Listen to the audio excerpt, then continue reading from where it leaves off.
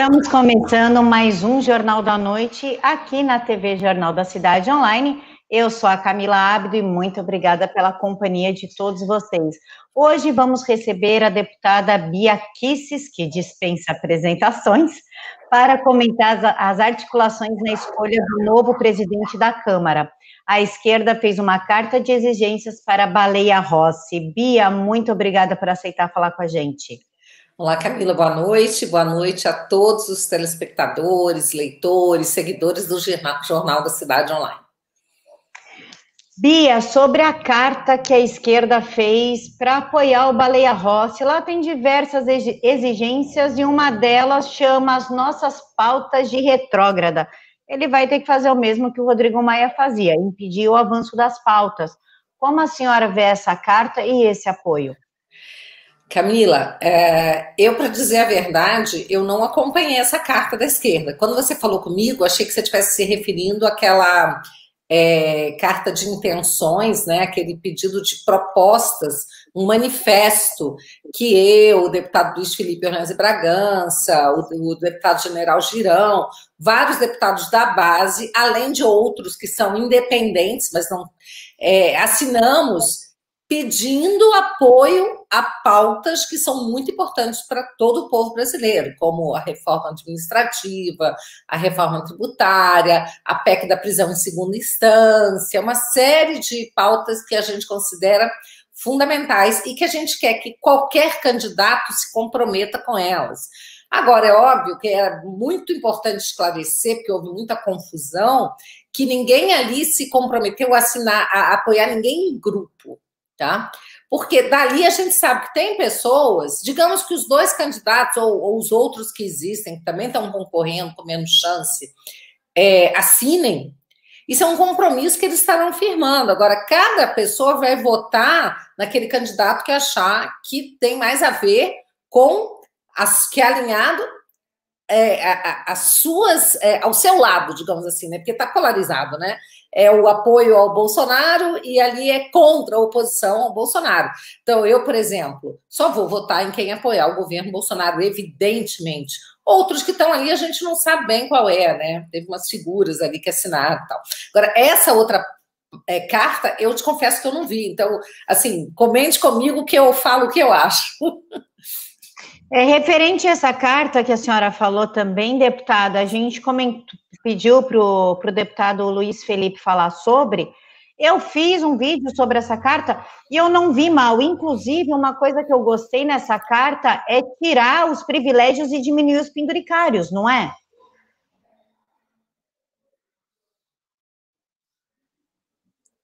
Deputada? Camila, para mim você saiu e voltou, mas está com a imagem congelada. Voltou, você me ouve? Pessoal? Ouço, voltou, a senhora me ouve? Voltou. Ouço, agora sim. Essa carta que a senhora comentou agora, que eu brinco que é a carta da Celeuma, né? Foi ali uma discussão no final de semana. Loucura, loucura. Eu convidei até o deputado Luiz Felipe para falar sobre essa carta. Eu assisti a participação dele aqui, achei que foi bem claro, acho que tirou todas as dúvidas, mas é preciso dizer, Camila, que tem gente que não quer entender, né? Tem gente que quer criar confusão. Então, para esses, eu digo, vão para confusão, não tem problema. O importante é a gente esclarecer para o nosso eleitor, para os nossos seguidores, passar o nosso recado. Agora, a gente não pode, não tem como a gente fazer com que as pessoas aceitem, entendam, né? Porque tem gente que quer polemizar, tem gente que quer falar mal, então aí é livre, né? Todo mundo é livre para fazer o que quiser. E a internet é isso, né? A internet é livre e a gente está lutando para que permaneça livre, não é verdade? Então, inclusive, nessa carta de vocês, a da esquerda, eu já vou dar uma pincelada aqui para eles, pede o fim dos penduricários, né? Exato. A gente quer diminuir, né, o custo da máquina como um geral, como um todo, e não é justo a gente pedir que o executivo diminua, que o judiciário, que todo mundo enxugue a máquina e o legislativo permanecer em berço esplêndido, né? Embora a gente saiba, né, talvez vocês não saibam, mas a gente sabe que a despesa do legislativo representa 1/5 da despesa do judiciário. todo mundo tem que colaborar. Esse é o momento de apertar o cinto, né? Então, não dá para exigir só dos servidores públicos, do executivo, tem que exigir de todo mundo aí contenção de despesas. Deputada, a carta é a seguinte: entre os compromissos estão pautar projetos de decreto legislativo para sustar medidas conservadoras do governo, Nossa Senhora, determinar a instalação de CPI quando houver número de assinaturas necessárias para sua criação e respeitar o direito dos deputados de convocar ministros para dar explicações na Câmara. O idealizador dessa carta é o Molon. Ele diz o seguinte: queremos o compromisso dele de que vai agir com independência. Como a senhora vê esses itens para que o próximo presidente da Câmara siga? Camila, eu vi com muita tristeza, pouca surpresa, mas bastante tristeza, o atual presidente da Câmara, o Rodrigo Maia, outro dia dizer que os conservadores são, que as pautas conservadoras geram ódio, que dividem a sociedade. Aí eu me manifestei sobre isso, né? Me manifestei em plenário, inclusive, gravei vídeo, postei, dizendo que é exatamente o contrário, né? São as pautas dos globalistas ou dos progressistas, que eu vou começar a chamar de atrasistas, né? Porque progressistas, as pessoas acham que é uma coisa de progresso. Tem gente que pensa que conservador é contra o progresso. Não, eles são o atraso, né? Esses globalistas e os progressistas, eles são o atraso. Eles querem só destruir, só querem o caos.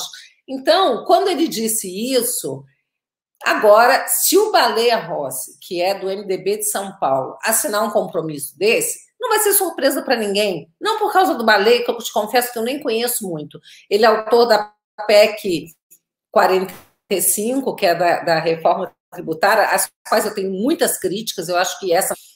Mas eu não conheço muito a sua trajetória, tá? Vou até examinar melhor agora. Mas só o fato dele estar num grupo, firmar junto com PT, PCdoB, PSOL, acabou, já está com a esquerda, entendeu? Então, não vai ser surpresa se ele assinar isso. O que a gente espera é que ele não vença, porque se ele vencer, realmente será um compromisso de ataque aos conservadores, e o povo brasileiro é conservador.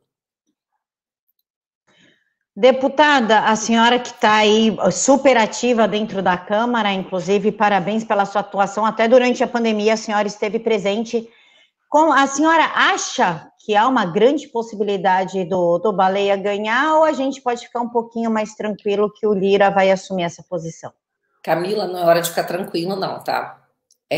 Tá bem dividido, eu acho que o Lira pode estar um pouco à frente. Agora, o lado de lá diz que eles estão na frente. Nós estamos fazendo contas, a gente acha que está na frente, mas o problema é que, por exemplo, o lado de lá tem um bloco, né? São 11 partidos. Só que os partidos estão divididos, então você não tem muito como saber. A gente acha, né? A gente, pelo que se conversa, se faz conta que o DEM está dividido, o PSDB está dividido, mas não dá para ter certeza. Então, eu digo que essa é uma disputa bastante apertada e a gente tem que conquistar cada voto. E é o seguinte, Camila, na real, tem muita resistência ao nome também do Arthur Lira na Câmara, tá? Assim como tem resistência ao nome do Baleia, tem resistência ao nome do Arthur Lira, tem vários deputados que estão, olha, não quero votar em um nem em outro. Eu fui uma pessoa que lancei aí, né, até o nome da ministra Tereza Cristina, eu queria muito que ela fosse candidata, eu acho que ela seria a candidata que iria angariar votos dos dois lados, ela iria trazer uma pacificação, só que o timing, né, isso acabou ficando atrasado, então eu acho que não tem mais muito jeito. Então, de qualquer forma, eu deixo claro que eu apoio o candidato que estiver alinhado com as pautas conservadoras, com as pautas comprometido a apoiar o governo, a não ser uma oposição, porque o parlamento ele tem que ser independente, na verdade, mas ele não pode ser oposição ao governo. Então, a gente sabe que o Arthur Lira é o cara que está conversando com o Planalto, que não vai ser oposição. Então, dentre os dois, é óbvio, né, que eu apoiarei o Arthur Lira. Agora, a candidata do meu sonho, eu preciso deixar bem claro que era a ministra Tereza Cristina. Que está fazendo um excelente trabalho, inclusive, no Ministério. Deputado, antes da gente prosseguir, que eu quero conversar um pouquinho com a senhora sobre a PEC do voto impresso e um projeto de lei da senhora que eu achei, estava olhando o seu site, achei lá perdido, sobre impeachment de ministros que praticam ativismo judicial. O Mário, ele traz uma dúvida aqui. Deputada, a função da carta assinada pela senhora não é para criar um racha na ala bolsonarista? Lembrando que os bolsonaristas assinaram essa carta. Claro que não. Primeiro que esse grupo, como o Luiz Felipe explicou, é um grupo que a gente criou há mais de um ano. Era um grupo que procurava juntar os parlamentares que a gente percebia que não vendiam voto, né? Que eram parlamentares que, mesmo que a gente não pensasse igual, uns eram bem bolsonaristas, outros eram mais centro mesmo, outro até centro-esquerda, mas pessoas que votavam de acordo com a convicção e não vendendo voto, pessoas corretas. A gente queria fazer uma grande frente, como tem o Muda Senado, só que é diferente, porque o Muda Senado tem gente ali que é complicada. A gente queria fazer um grupo Reforma a Câmara. Só que a gente foi atropelado também pelo tempo, a gente chegou a ter em torno de 45 parlamentares juntos, e a gente tinha até a intenção de depois, quando a gente tivesse mais de 100 parlamentares alinhados, a gente lançar um nome ali para candidato à presidência da casa. Não aconteceu dessa forma, infelizmente, mas ficou ali aquele embrião desse grupo. E daí o Paulo Ganimi fez esse manifesto com o que a gente pretendia lá atrás, as pautas reformistas, pautas também de reforma política, né, como o voto impresso, candidatura independente, a gente fala em reforma política, muita coisa, tá? Não é todo mundo ali, esse grupo não é um grupo bolsonarista, mas eram as pessoas que votavam com o governo. Poderiam até dissentir em alguma pauta mais conservadora, mas são pessoas que votavam pelo bem do Brasil. Esse era o nosso objetivo ali. Então, o Paulo Ganimi fez o texto, perguntou, Bia, você assina? Eu falei, claro que sim, né? Tá, tem a ver com os nossos princípios. E a gente quer, por exemplo, que o Arthur Lira se comprometa com essa pauta, tá? Se ele for o presidente da Câmara, vai ser ótimo se ele estiver comprometido com essa pauta também, com as pautas para moralizar mais o parlamento. Quem quer que esteja lá, a gente quer que moralize o parlamento. Essa é que é a verdade. Não é para dividir nada. Agora, infelizmente, criou-se uma celeuma tão grande que falaram que isso era uma pauta contra o Bolsonaro. Eu falo assim, gente, as pessoas não estão entendendo o que está acontecendo. O ideal seria que pelo menos 200 deputados assinassem esse protocolo aí, porque a gente mostraria uma força, você é candidato, quem quer que seja você, né? Ok, você apoia o presidente da República, isso é ótimo, mas a gente precisa também, que além de apoiar o presidente, que você se comprometa, né, em fazer essa casa funcionar melhor. Nós temos que rever o estatuto, o regimento da casa, nós temos que fazer uma série de mudanças internas e temos que aprovar pautas importantes. Então, gente, criou-se uma celeuma, eu acho que as pessoas que falaram sobre isso não haviam compreendido a real razão de ser desse manifesto, tá? Mas é isso, né? Eu acho que agora já foi esclarecido também. Deputada, a PEC do voto impresso, o pessoal está cobrando muito uma sobre o voto impresso, foi aprovado, era para ser usado em 2018, derrubaram, agora precisa de uma PEC. Também queria falar, se a senhora puder emendar um assunto no outro, a PEC da Bengala, que é da senhora também, como é que estão caminhando essas PECs? Olha, a do voto impresso está bem mais adiantada, porque ela já foi aprovada na CCJ, e foi aprovada por uma margem muito grande, né, de votos, foram 35 votos ou 33 votos a 5, se eu não me engano agora. Então, ela tem uma aceitação muito grande no parlamento e eu considero como uma das pautas mais importantes. Nós temos que garantir lisura e transparência nas eleições em 2022, gente. Não é brincadeira, não, tá? O povo quer, o parlamento quer, só o TSE e o Supremo que não quer. Então, isso não é legal, né? A gente percebe que não estão respeitando a vontade do eleitor.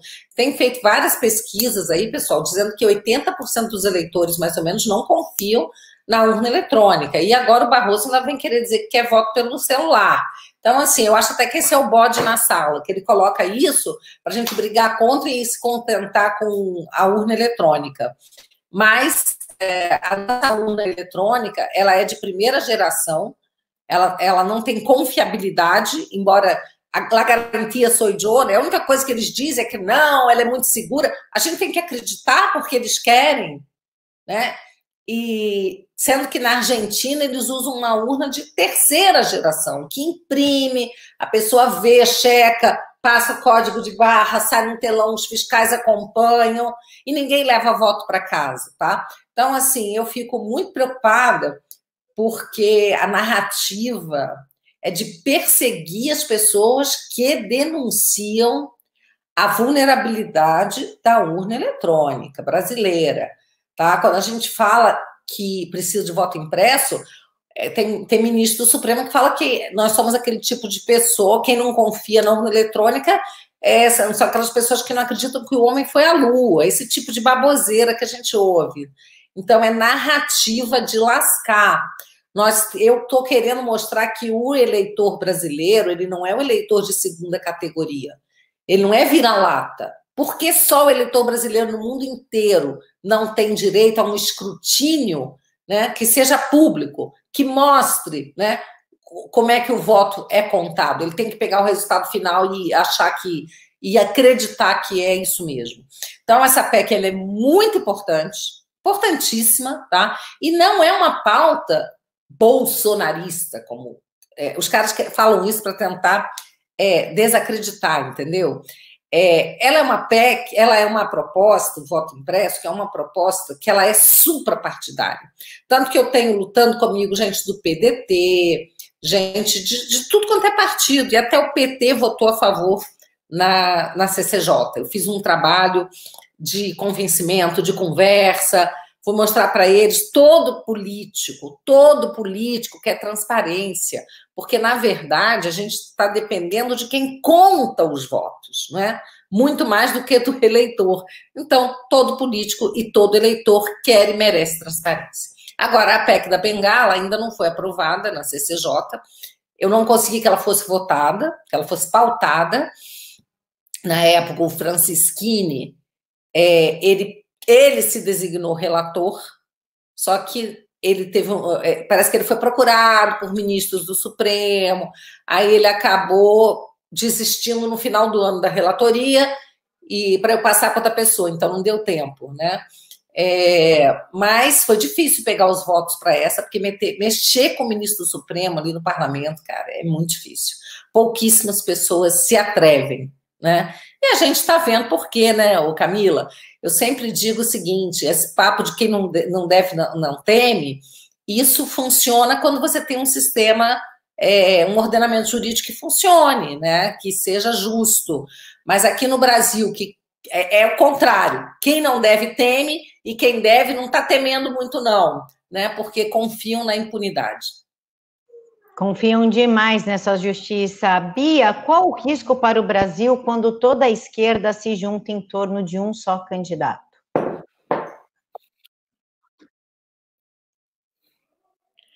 Camila, fale um pouco. O risco para o Brasil quando toda a esquerda se une?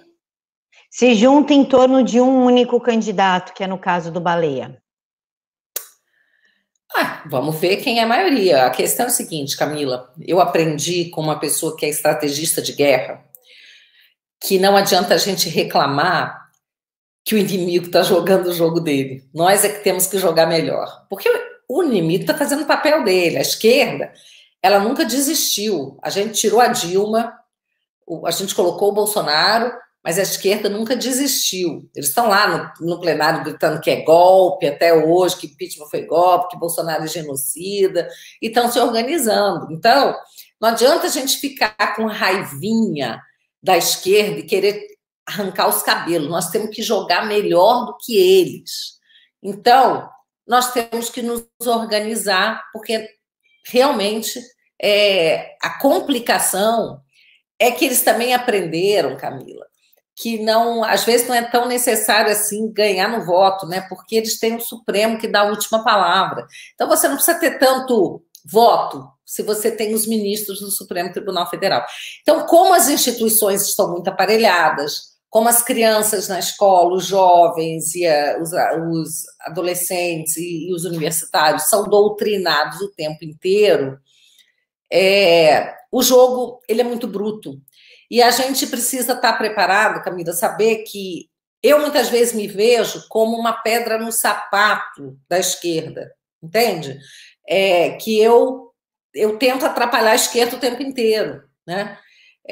Mas, para a gente conseguir virar esse jogo, eu estou tentando criar a Frente Parlamentar Mista Conservadora. Então, você vê, está aí o Maia, ó, a esquerda querendo que o Baleia se comprometa a não pautar nada dos conservadores, e eu estou tentando juntar os parlamentares conservadores. Eu ainda não consegui sequer juntar 171 deputados, Camila, tá? Que assinem a frente. No Senado, a gente conseguiu 30 assinaturas, precisava de menos. A gente conseguiu até mais. Na Câmara, até agora, acho que eu consegui 85 assinaturas. Eu preciso que vocês me ajudem, pressionando o parlamentar de vocês. Ó, você já assinou a Frente Mista Conservadora da deputada Bia Kicis? Porque se a gente nem consegue identificar quem são os conservadores, como é que a gente vai brigar?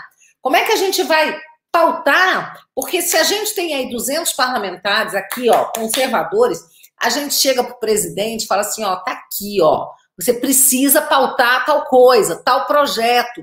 Por enquanto, a gente está de zagueiro ali, tentando impedir que liberem a maconha, entendeu, Camilo? Que libere aborto. Mas para a gente pautar, a gente precisa estar unido, tem que ter estratégia. E essa frente, que inclusive é ousada, porque nós estamos trabalhando também junto a parlamentares de outros países da América Latina, como parlamentares da Colômbia. Outro dia fizemos uma videoconferência com 8 senadores conservadores da Colômbia, estou falando com o pessoal da Argentina. A gente está conversando porque a gente sabe que na América do Sul, né, nós temos vários parlamentares conservadores que estão sendo atacados pelos progressistas, né?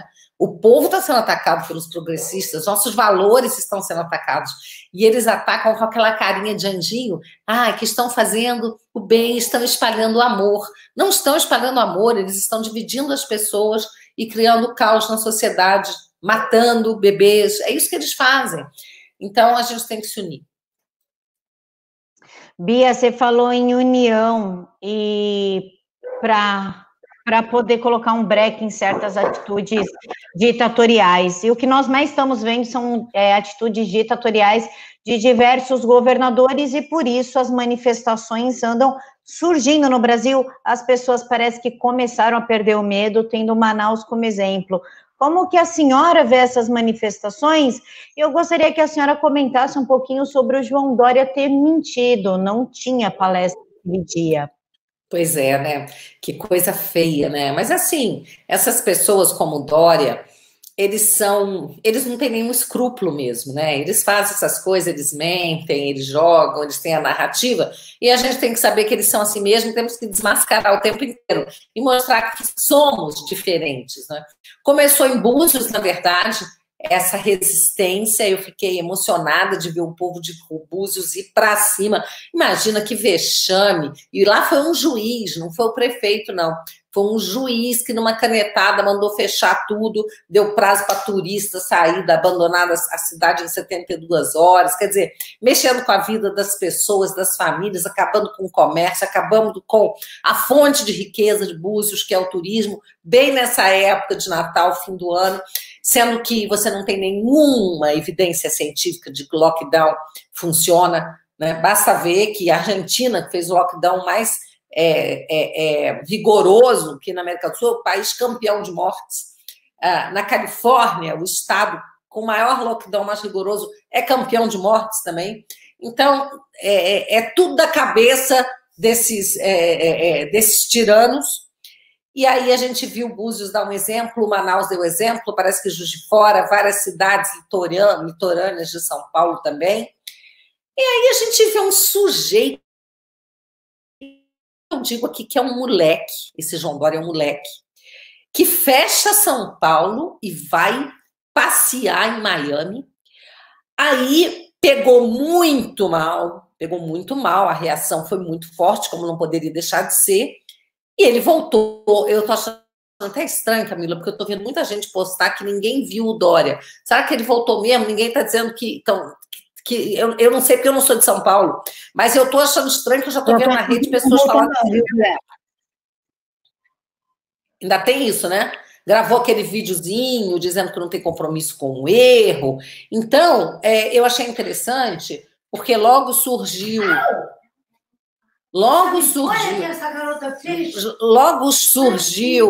Ai, meu Deus do céu. Só um minuto. Só um minuto aqui, Camila. Só um minuto aqui. Sem pressa, Bia.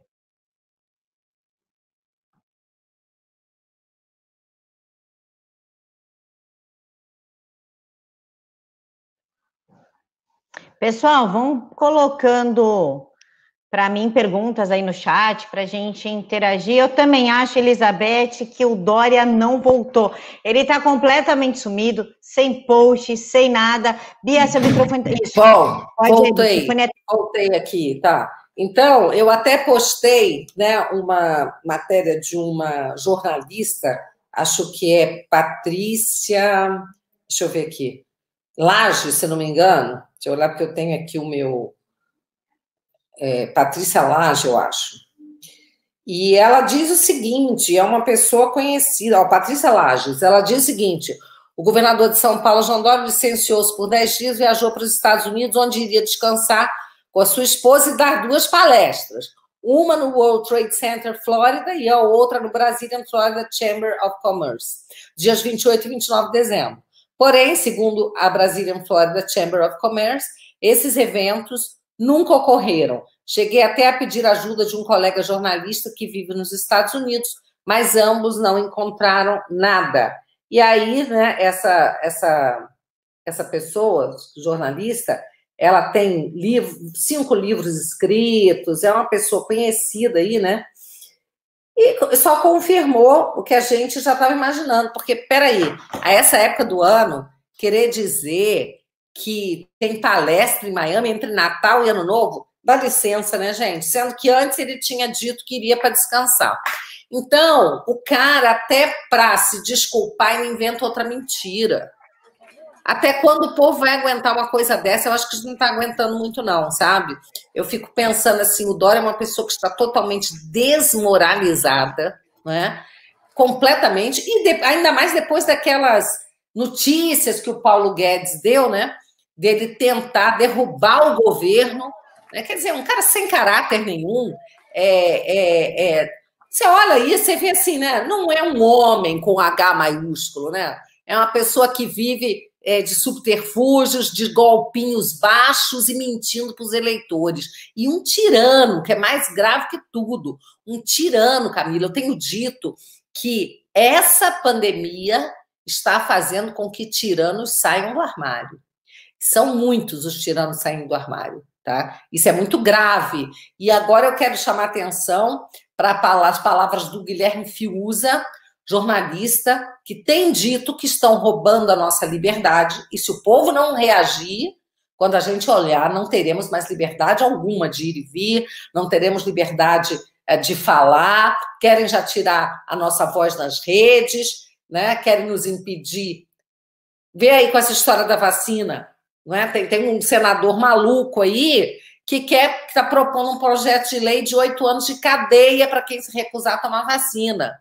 Então é isso, nós estamos vivendo um mundo louco, um mundo cheio de tiranos, não é? Globalistas, né, que acham que são os donos do mundo e donos da nossa vida, que podem decidir melhor do que nós. Não foi o Barroso que disse que tem hora que eles têm que nos proteger de nós mesmos, né? Da nossa ignorância, da nossa falta de conhecimento? Muito obrigada, seu Barroso, as minhas decisões tomo eu não te elegi para tomar decisão por mim, não te passei procuração, sou maior de idade, sou uma pessoa com uma formação, inclusive jurídica, que me faz conhecer os meus direitos, né? Então, assim, eu não admito isso, mas, Camila, é muito perigoso, porque o Estado contra nós, né? E aí no Estado eu só vou retirar disso daí o Executivo Federal, porque o Bolsonaro ele respeita a liberdade do povo.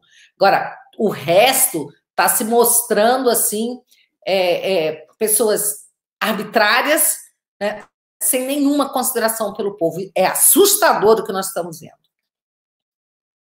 Ainda mais um tirano que usa a calça selada a vácuo. Né? Não sei nem como conseguiu dobrar a perna daquele jeito em Miami. Bia, a gente está vendo aí... E não usa máscara, hein? Hipócrita, sem máscara em Miami, obrigando o povo aqui, multando quem sai de máscara, e lá sem máscara. Todos esses são hipócritas, todos. Quanto mais moralista, Camila, mais hipócrita. Ainda mais a esposa dele chamando o desempregado de ignorante e dissimulado, né? Afinal, as pessoas escolheram estar desempregadas, não foi o marido dela que tirou o nosso emprego, né? É um absurdo, tão absurdo, né? Já que a gente está falando em absurdo, escalada autoritária e aquele quarta revolução industrial, agora o Senado autorizou a venda das nossas terras, 25% das nossas terras, para estrangeiro. É lógico que não vai chegar aqui americano, eu quero comprar, nem a galera da Suíça. Com certeza vai ser chinês, e o presidente disse que vai vetar. Como é que você vê isso, Bia? Contra, a favor, meio a meio? Camila, eu vejo com muita preocupação. Tem até, parece que o pessoal do agro acha que é favorável vender, mas tem que ter muito cuidado, porque o Bolsonaro sempre disse na campanha que ele não tem nada contra vender para a China, mas tem contra... ele não tem nada a vender do Brasil para a China, mas que ele não quer vender o Brasil para a China, né? Então tem que tomar muito cuidado, porque eu estava lendo esses dias que com a pandemia a China foi o país que realmente mais lucrou, né? E se tornou muito mais forte economicamente ainda. Então eles estão em condições de comprar tudo, né? Colocar preço nas coisas e levar o que quiserem. Então a gente precisa proteger o nosso território, né? Então, o presidente já demonstrou intenção de vetar esse projeto, caso ele seja aprovado na Câmara, e eu votarei contra, tá? Porque eu estou muito afinada, isso é uma coisa agora, sim, tem que ser ideológico nessas horas, não adianta, não pode pensar só no dinheiro, meu amigo, tá? Porque o dinheiro, essa hora, ok, o Brasil recebe dinheiro, mas e aí? Né, vai ser dominado pela China, então nessas horas a gente tem que pensar na segurança do Brasil, do povo brasileiro. Então, eu como parlamentar, eu sou um voto só, Camila, mas eu voto contra. Inclusive foi o filho da Cátia Abreu, daquela querida pessoa equilibrada, Cátia Abreu, o senador Irajá, que apresentou essa proposta maravilhosa. A mãe dele, para quem não sabe, é a ladra de pastas na votação, né, Bia, do presidente do Senado. Foi uma cena lamentável aquela ali, né? Bia, queria abordar, o pessoal não sabe, né? Nem eu sabia, eu achei, fuçando o seu site, eu gosto de dar uma lida no seu site às vezes, eu achei a PEC do ativismo judicial do STF que prevê o impeachment de ministros. Pode falar um pouquinho dessa PEC, em que pé está e o que nós podemos fazer para ajudar? Sim, na verdade, Camila, eu acho que não é nenhuma PEC, eu acho que é um projeto de lei, porque ele altera a lei de responsabilidade, né, que é a lei do impeachment, e lá eu incluo mais um tipo, né, mais um crime de responsabilidade, dentre outros que já estão previstos, que é quando o ministro ele usurpa competência privativa de outro poder. Por exemplo, quando eles criaram lá o crime de homofobia, né? Todo mundo, na primeira aula de direito, aprende que não existe crime sem lei anterior que defina. Não é sem voto de ministro, sem despacho de juiz, é sem lei que o defina, não é? Então, eles criaram ali o crime de homofobia e eu espero, né, que promotores, né, não denunciem as pessoas, porque até fica difícil, porque você tem que dizer qual é o artigo do Código Penal, da lei, né? Eles vão citar o quê? Os 60 páginas de despacho do Celso de Mello. Então, gente, se eles usurpam competência privativa, como também com esse inquérito aí do Alexandre de Moraes, esse inquérito, né, que eles abriram, o Toffoli, o Alexandre, usurpando competência do Ministério Público, e isso seria motivo para impeachment desses ministros. Bia, eu sei que você tem uma entrevista agora às 10, não quero te atrasar, prometi para você que não ia te atrasar. Quer fazer as suas considerações finais? Camila, agradecer por esse convite, poder falar aqui para você, para o seu público, e dizer o seguinte: nós estamos num momento muito crítico. O que está em jogo é a nossa liberdade. E a nossa honra também, não é? Porque nós não podemos ser desonrados, tratados como negacionistas, como eles usam, porque nós não vamos engolir história da carochinha. Eu tenho assistido muitos vídeos e lido muita coisa escrita por médicos, por cientistas, que estão verdadeiramente apavorados com o que está acontecendo, com o grau de leviandade, de descaso e de médicos mesmo, de cientistas e de governantes, né, que passam por cima dos direitos fundamentais.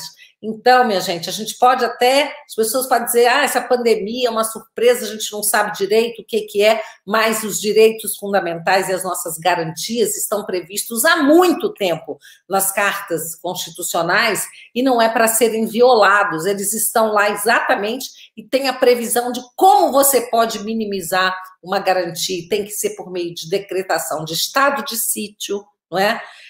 Não pode ser dessa forma como eles fazem. Então, o momento é crítico, o momento é da gente se unir e o momento é da gente resistir. Nós temos que fazer como o povo fez em Búzios, em Manaus, parece que em Juiz de Fora, nós temos que resistir à tirania. Porque se nós formos covardes, quando nós formos querer lutar, não será mais possível lutar. Já terão nos levado tudo. Então, prestem atenção. É hora de resistir. É hora de ter coragem. E eu tenho dito, Camila, aqui usando uma frase que eu não me lembro de quem é, mas eu acho muito boa, que é o seguinte: está na hora das pessoas de bem terem a ousadia dos canalhas.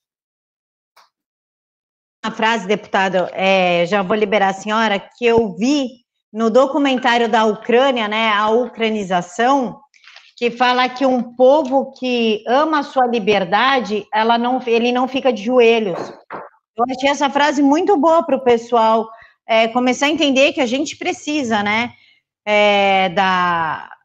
amar a nossa liberdade e lutar por ela, porque daqui a pouco a gente não vai mais poder lutar. Exatamente. Bia, muito obrigada. Camilinha. Um beijo para você, obrigada de novo por esse convite. E muito obrigada pela senhora aceitar. Eu sei que o tempo da senhora está assim. Muito obrigada mesmo pela disponibilidade. Eu vou seguir aqui com eles. Boa entrevista para a senhora. Onde é que vai ser? Vai ser um podcast com o Anderson, que é um conservador, e o canal dele, deixa eu só ver aqui o nome do canal do Anderson. Mandei aqui para o pessoal. Só um minutinho, povo. Deixa eu ver aqui, porque eu não decorei o nome do canal ainda. Mas chama-se Saindo da Caverna, podcast. Inscreva-se no canal Saia da Caverna. O canal se chama Saia da Caverna. E eu estou indo para lá. Estou entrando lá no canal Saia da Caverna. É isso aí, tá bom? Boa entrevista, Bia. Que Deus abençoe. Um beijo, até. Até.